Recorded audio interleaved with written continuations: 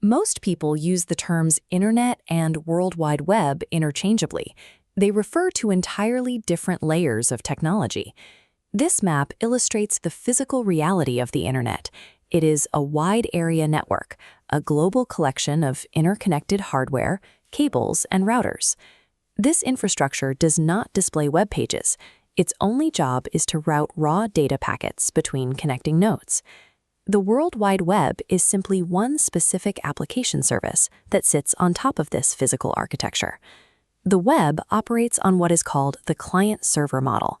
In this system, servers are specialized computers that are dedicated exclusively to hosting websites and processing incoming data requests.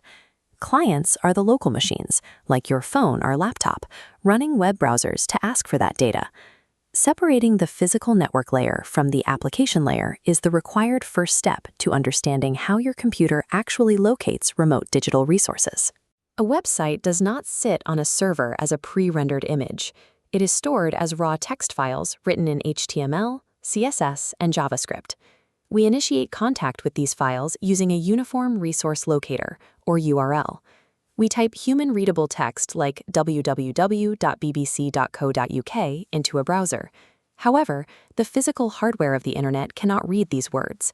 Switches and routers direct traffic exclusively using numerical IP addresses.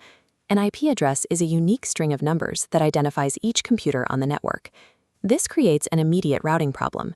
Your browser holds a text string, but the global network requires a precise numeric coordinate to deliver the request. The solution is the Domain Name System, or DNS. This is a decentralized protocol engineered specifically to translate text-based URLs into machine-routable IP addresses. DNS is not a single centralized phone book. Instead, it is a rapid, multi-stage global relay designed to handle billions of simultaneous translation requests without bottlenecking. The process begins the millisecond you hit enter on a domain like www.google.com. Your browser hands the URL query directly to a DNS recursive resolver, usually operated by your local internet service provider. Think of the resolver as your local agent. It first checks its internal cache to see if you have visited the site recently. If it lacks the IP address, it pings the wider network. The resolver escalates the search. It fires a query to one of the Internet's global root name servers. The root server does not hold the exact IP address for Google.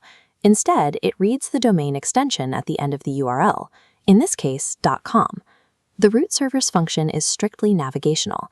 It identifies the exact sub-authority responsible for .com domains and points the resolver in that direction.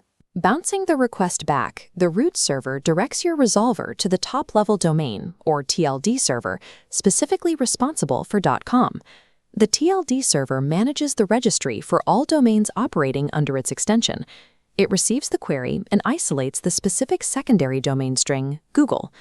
Like the root before it, the TLD server still does not contain the final routable IP address for Google's specific web server. Instead, it performs another act of delegation. It responds with the exact network address of the authoritative name server responsible for Google.com. Armed with this location, the resolver fires its third and final query, connecting directly to that designated authoritative name server.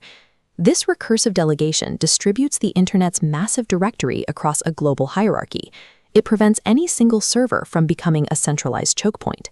The authoritative name server serves as the definitive final record holder for its assigned domain.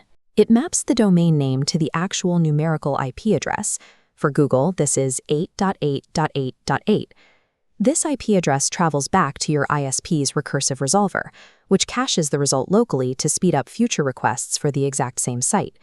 The resolver completes the handoff, delivering the IP address safely back to your local web browser. This entire global relay, querying multiple servers across different continents, completes in mere milliseconds. With the numerical IP address secured, the DNS phase concludes. The browser stops asking for directions and finally requests the actual content. Now equipped with the exact physical address, the client browser shifts away from DNS and uses the Hypertext Transfer Protocol, or HTTP, to retrieve the files. The browser executes a GET request. For the BBC, it uses the IP address to route traffic directly to the physical server at 212.58.244.67. The server authorizes the request, packages HTML, CSS, and JavaScript, streaming them back to the client. The browser executes its final computational task. It applies standard rendering rules to parse those incoming text files, transforming raw code into the graphical interface you actually interact with. A web page is essentially a functional illusion. It is just your localized software rendering text files delivered over a remote physical network. This exact architecture dictates why organizations use specialized, dedicated hosting environments rather than running websites off standard office computers. Dedicated web servers must ensure continuous 24/7 uptime. They are built to manage concurrent requests from millions of clients and establish rigorous security perimeters around the hosted data. This model is the foundation of the cloud. The cloud is not an ethereal space. It's the exact client-server hardware model applied to personal data.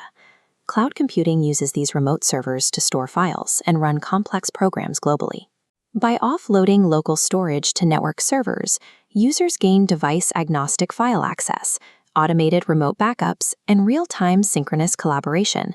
The modern internet relies entirely on this architectural separation. Dividing human naming via DNS, physical routing via IP addresses, and processing via dedicated servers ensures the global network scales without collapsing under its weight.